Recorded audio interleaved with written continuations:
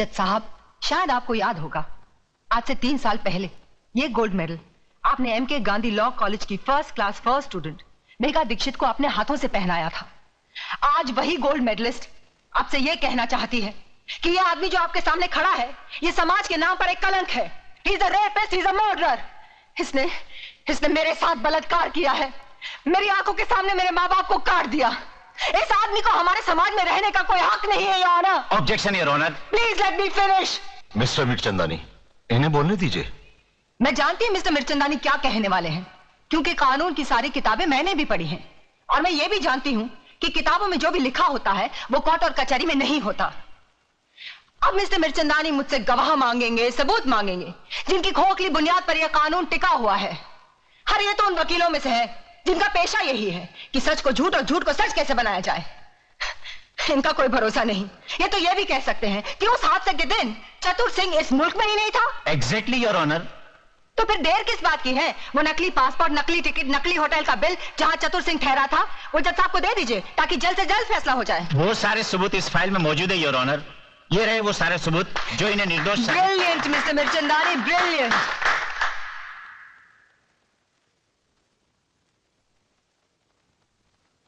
Miss Megha Dikshit, आखिर आप कहना क्या चाहती हैं? जज साहब, मैं सिर्फ इतना चाहती हूँ कि आप इन झूठे सबूतों का गला घोटकर एक ऐसा सही फैसला सुनाएं जिससे आने वाले कल में चतुर सिंह जैसे भेड़िए पैदा ना हो, जो फिर से समाज, कानून, औरतों और बच्चों के साथ खेलने की हिम्मत ना करे। योर ऑनर, कानून की शिक्षा में गोल्ड मेडलिस्ट होने के नाते मिस मेघा दीक्षित दलीलें तो बहुत अच्छी कर लेती है, मगर वो शायद ये भूल गई है कि अदालत में दिल छू लेने वाली दलीलें नहीं चलती। देश को बेचने वाले गद्दार, स्मगलर्स, क्रिमिनल्स का केस लड़ते लड़ते पैसों के लिए तुमने अपने आप को कानून के साथ बेच दिया है। तुम जैसे वकीलों का दिल होता है मिस्टर मिर्चंदानी। अरे तुमसे तो वो वेश्याएं अच्छी होती हैं जो बेचती जरूर है मगर अपना जिस्म बेचती हैं, अपने देश को, अपनी आत्मा को, अपने ईमान को नहीं बेचती। तुम जैसे चंद वकील इस कानून और अदालत की तौहीन हो। अरे अगर मेरा बस चले तो मैं तुम सबकी डिग्रियां छीन लूं। Miss Megha, control yourself. Control? अरे क्या कंट्रोल करूं जज साहब, क्या कंट्रोल करूं? अरे एक नारी की इज्जत लुट जाने के बाद भी अगर उसे रो रो कर अपने इंसाफ की भीख मांगनी पड़े तो शर्म आनी चाहिए ऐसे कानून को और उसके रखवालों को। मिस मेघा, यह अदालत की तौहीन है। तुम इंसाफ मांगने आई हो या छीनने? जज साहब, किसने कहा कि इंसाफ मांगने से मिलता है? अरे इंसाफ ना ही मांगने से मिलता है और ना ही छीनने से। आज तो इंसाफ बिकता है, सिर्फ बिकता है। इसीलिए चतुर सिंह जैसे वैशी दरिंदे अपना सीना तान कर समाज में घूमते हैं, कानून को रुमाल समझकर अपनी जेब में रखते हैं। Your honour, miss Megha Dikshit बिना मतलब की बातें करके अदालत का वक्त जाया कर रही है, इसलिए मैं अदालत से रिक्वेस्ट करता हूं कि अदालत अपना फैसला सुनाए। अरे ये क्या फैसला सुनाएंगे? क्या फैसला सुनाएंगे? ये फैसला मैं सुनाती हूँ। तमाम गवाहों के बयानात और सबूत की बिना पर अदालत इस फैसले पर पहुंची है कि श्री चतुर सिंह जनता के सेवक बेकसूर है, इसलिए इन्हें बाइज्जत बरी किया जाता है। ये है ना आपका फैसला जज साहब? मेरी बात सही निकली। जज ने उन झूठे गवाह और खोखले सबूतों की बुनियाद पर चतुर सिंह को छोड़ दिया और मैं अदालत के कटहरे में खड़ी अपने देश के अपाहिज कानून को देखती रही।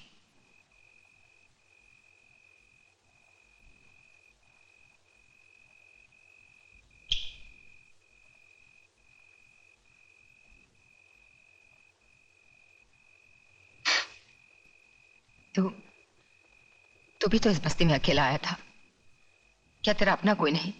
है ना, माँ है, या नहीं मालूम नहीं। और तू?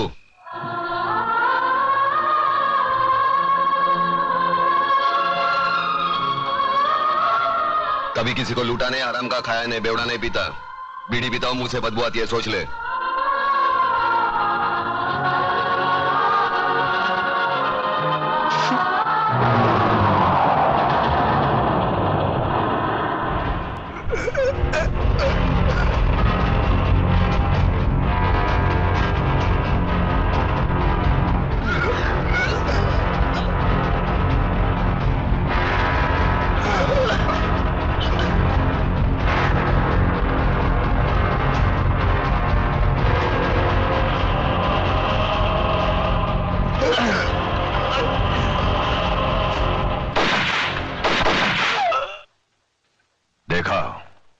है ना, मेघा दीक्षित को पार्सल बनाकर लाने वाले थे ये हरामजादे, और खुद पार्सल बनकर चले आए। बशीरा,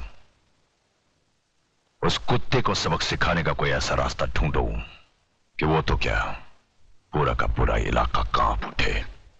लक्ष्मीदास जी, अपने माथे का पसीना पोंछ डालो और मेरी बताई हुई बातों को अपनी खोपड़ी में डालो, समझे? चलता हूं अब।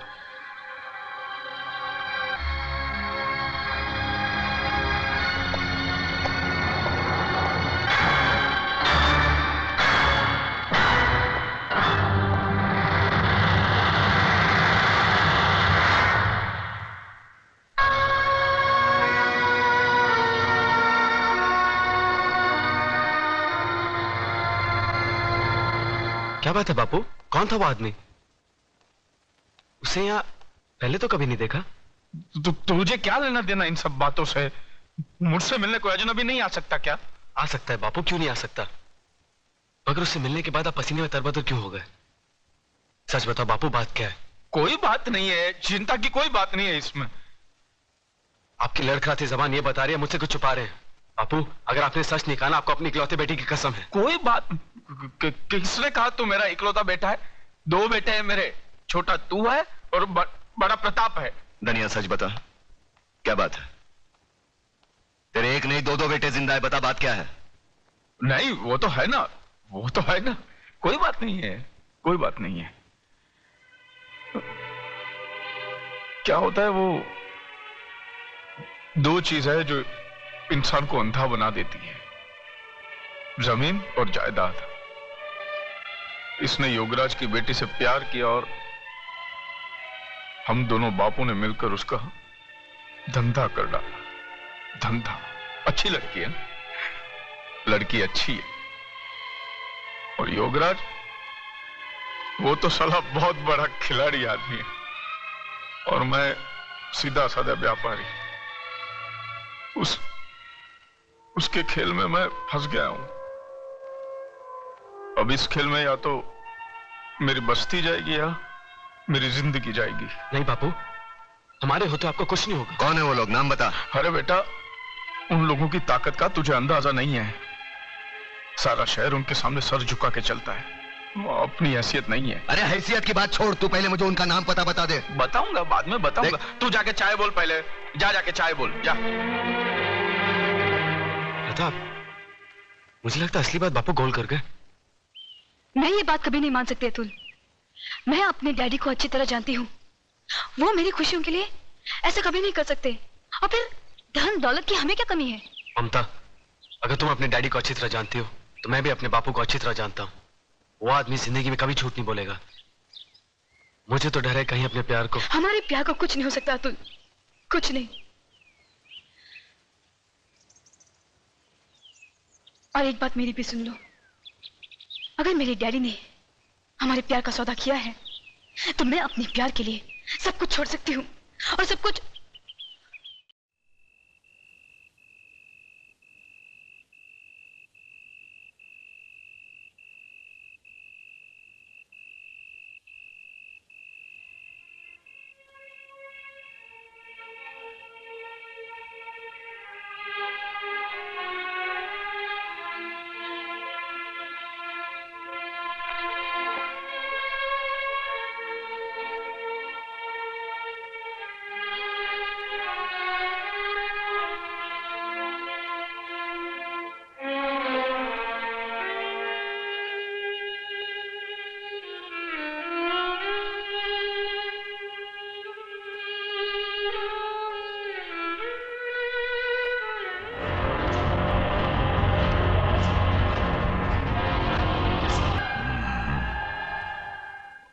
आपने मुझे क्यों याद किया? लक्ष्मीदास, दुनिया में ऐसे बहुत सारे लोग हैं जिनको कोई चीज पसंद आ जाती है तो वो उसे छीन लेते हैं, मगर हम उनमें से नहीं हैं। हमें जो चीज पसंद आ जाती है हम खरीद लेते हैं। तुम्हारा लक्ष्मी नगर हमको बहुत पसंद है। वहां युवराज के साथ हम बहुत बड़ा कॉम्प्लेक्स बनाना चाहते हैं। ये सूटकेस के अंदर 3 करोड़ रुपए कैश है और तुम्हारे सामने ये एग्रीमेंट के साथ 2 करोड़ का चेक है। दाम बिल्कुल बराबर है म्यूनिसिपैलिटी के वैल्यूएशन के हिसाब से। अब इस एग्रीमेंट पे साइन करो, खोखे उठाओ और ऐश करो। मगर ये मुझे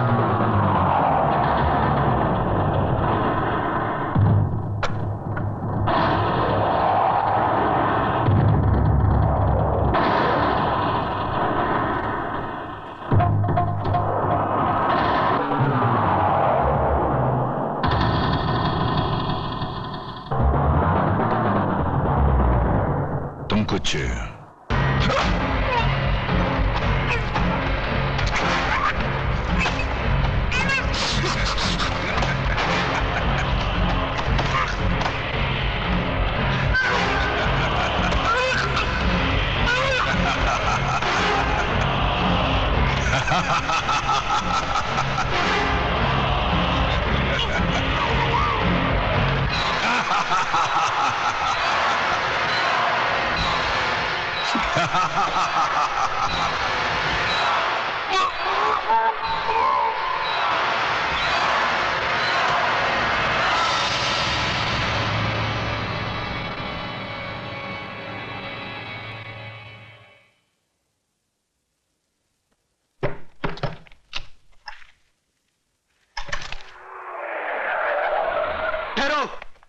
लाश को कोई भी हाथ नहीं लगाएगा।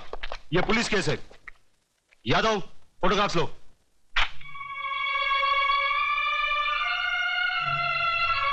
लगता है इन्होंने आत्महत्या की है। दिखाई नहीं देता? इन्हें मारकर लटका दिया गया है। इसका फैसला ना आप कर सकती है ना हम। हवलदार, डेड बॉडी को नीचे उतारो।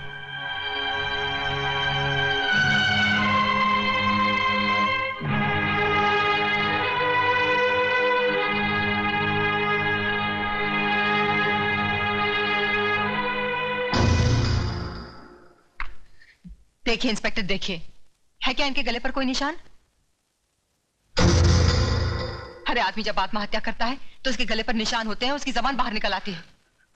साफ साफ नजर आ रहा है कि इन्हें मारकर लटका दिया गया है। मेघा जी प्लीज, आप हमें हमारी कार्रवाई पूरी करने दीजिए। हाँ करो, कार्रवाई करो। अरे इस्माइल भाई, साहब को एक साहब के लिए चाय बोलो, कुर्सी लाओ, लिखो जो जी में आए वो लिखो, और बाद में डाल देना पुलिस थाने के किसी गोडाउन में सड़ने के लिए जहां लाखों के सड़ रहे। लिखो लिखो। इस तरह गर्म होने से कोई फायदा नहीं।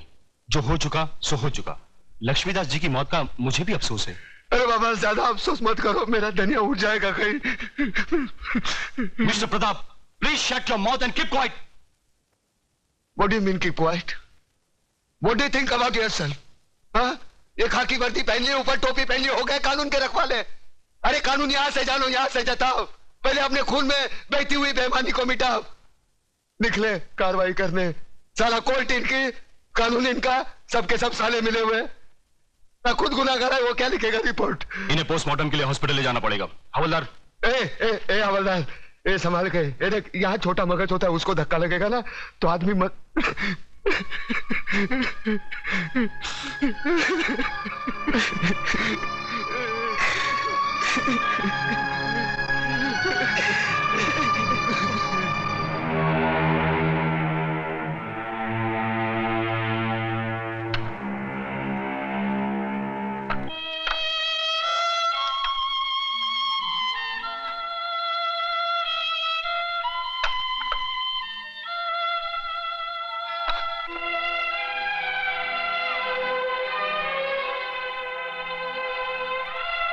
मुखाग्नि के लिए आइए।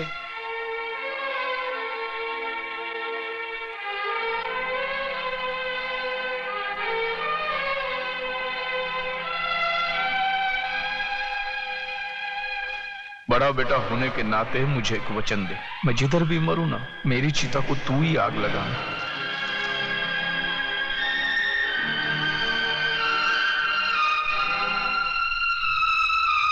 प्रताप, बापू की इच्छा पूरी करते।